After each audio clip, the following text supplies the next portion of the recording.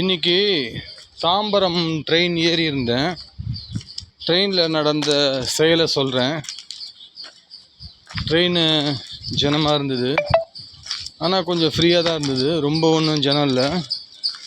அதில் பாய் கேர்ள் ஏறினாங்க. நின்றுட்டு கேர்ள் பாய் ஷோல்டர் மேலே ஸ்ட்ரைட்டாக 2 கை வச்சுருக்கு. அவங்க 2 பேர் ஸ்ட்ரைட் டு ஸ்ட்ரைட் நிற்கிறாங்க, பேசிட்டு வராங்க. பப்ளிக் எல்லாமே பார்க்குறாங்க, யாரும் எதுவும் கேட்கல. நான் கொஞ்சம் வெயிட் பண்ணி பார்த்தேன், அந்த பையனை முறைச்சி பார்த்தேன். அப்போ கூட அதே மாதிரி தான் நின்றுட்டு இருந்தான். சரி, நான் அந்த பையன்கிட்ட ஹலோ எக்ஸ்கியூஸ் மீன்னு சொல்லிட்டு, இது பப்ளிக் பிளேஸ்,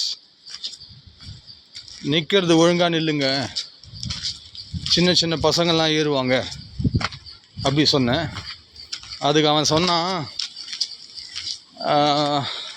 அந்த பொண்ணுக்கு கை வலிக்குது அப்படின்னு. அதெல்லாம் போய் நடிப்பு, இதெல்லாம் என்கிட்ட வேலைக்கு ஆகாது.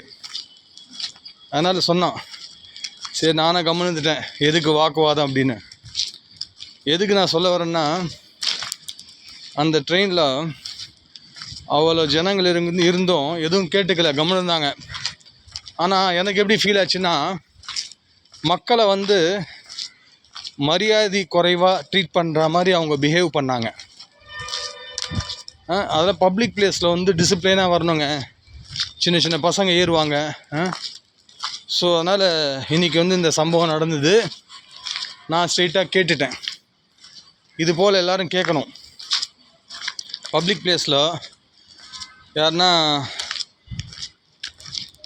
பாய்ஸ் கேர்ள்ஸ் இது போல் பண்ணால் நீங்கள் தைரியமாக கேட்கணும், ஸ்ட்ரெயிட்டாக கேட்கணும், தயங்கக்கூடாது.